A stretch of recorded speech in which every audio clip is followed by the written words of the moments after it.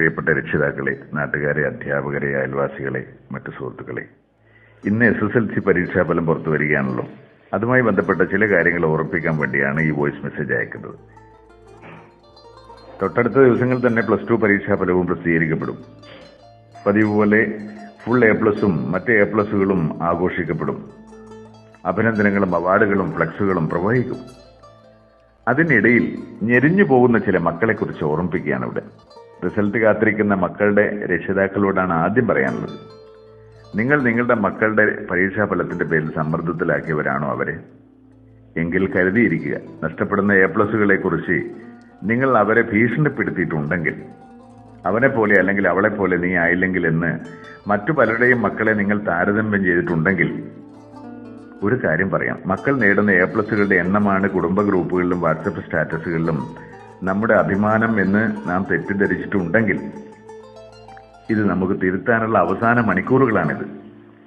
ഈ മാർക്കൊന്നുമല്ല ജീവിതമെന്ന് നമുക്ക് സ്വയം തിരിച്ചറിയാനും അത് നമ്മുടെ മക്കളെ ബോധ്യപ്പെടുത്താനും ഈ അവസാന സമയത്തെങ്കിലും നാം തയ്യാറാവുക. അല്ലെങ്കിൽ തുറന്നു പറയട്ടെ, തൊട്ടടുത്ത ദിവസങ്ങൾ പത്രങ്ങളിൽ കാണുന്ന വലിയ അപകടങ്ങളിൽ നമ്മുടെ മക്കളും ഉൾപ്പെട്ടേക്കാം. അത്രയേറെ ദുർബലമാണ് നമ്മുടെ മക്കൾ. 10ാം ക്ലാസ്സിലെയും +2വിലെയും മാർക്കാണ് ജീവിതത്തിലെ ആത്യന്തികമായ ജീവിതവും പരാജയവും എന്ന് ആരൊക്കെയോ അവരെ പഠിപ്പിച്ചു വച്ചിരിക്കുകയാണ്. അതല്ലെന്നും അതിനപ്പുറവും ലോകവും ജീവിതവും ഉണ്ടെന്നും ഇന്ന് രാത്രിയും ഇന്ന് പകലുമായി നമുക്ക് അവരെ ബോധ്യപ്പെടുത്തേണ്ടതുണ്ട്. വിജയത്തിലും നേട്ടത്തിലും മാത്രമല്ല, പരാജയത്തിലും നഷ്ടത്തിലും അവരെ ചേർത്ത് പിടിക്കാൻ നാം ഉണ്ടാവും എന്ന് അവരെ ബോധ്യപ്പെടുത്തിക്കൊണ്ടേയിരിക്കുക. നാം തന്നെയാണ് അത് ചെയ്യേണ്ടത്, മറ്റാരുമല്ല. പ്രിയപ്പെട്ട മക്കളെ, നിങ്ങളാണ് നിങ്ങളുടെ രക്ഷിതാക്കൾക്ക് വലുത്, അല്ലാതെ നിങ്ങൾ നേടുന്ന സർട്ടിഫിക്കറ്റുകളല്ല. നിങ്ങളില്ലാത്ത വീട്ടിൽ എന്തിനാണ് നിങ്ങളുടെ കടലാസുകൾ, സർട്ടിഫിക്കറ്റുകൾ? ഈ പരീക്ഷകളും ഫലങ്ങളും മാത്രമല്ല ജീവിതം. ഒരുപാട് മാതൃകകൾ നമുക്ക് മുമ്പിലുണ്ടല്ലോ. +2വിന് എവിടെയും പ്രവേശനം ലഭിച്ചില്ലെങ്കിൽ പോലും നിങ്ങൾ ഒരിക്കലും പരാജയപ്പെടില്ല. +2വിന് പഠിച്ചില്ലെങ്കിൽ പോലും നിങ്ങളുടെ മുന്നിൽ ജീവിതമുണ്ട്. പിന്നെ നിങ്ങൾ എന്തിനാണ് പേടിക്കുന്നത്? വിജയത്തിൽ സന്തോഷിക്കുന്നത് പോലെ പരാജയത്തിലും നമുക്ക് സന്തോഷിക്കാൻ കഴിയണം. അത് വിജയത്തിലേക്കുള്ള ഒരു വഴിയായി സ്വീകരിക്കാം.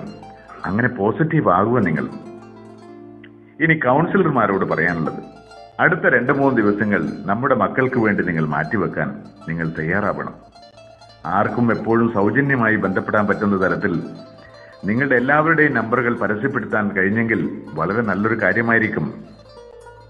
പരീക്ഷാഫലത്തെക്കുറിച്ച് ആശങ്കയും അസ്വസ്ഥതയും ഉള്ള ഒരുപാട് മക്കളുണ്ട് നമ്മുടെ കൂട്ടത്തിൽ. ഒരുപാട് രക്ഷിതാക്കളുണ്ട് നമ്മുടെ നാട്ടിൽ. ഒരുപക്ഷെ കൗൺസിലിംഗിന്റെ സ്വാധീനത്തെക്കുറിച്ചൊന്നും അവർക്ക് അറിയണമെന്നില്ല. അങ്ങനെ അസ്വസ്ഥത ഉള്ളവർക്ക് ആശ്വാസം പകരാൻ നിങ്ങൾ ഒന്ന് തയ്യാറാവണം. പരീക്ഷയിൽ പരാജയപ്പെട്ടതിന്റെ പേരിൽ ഒരു കുട്ടി പോലും നമുക്ക് നഷ്ടപ്പെടരുത്.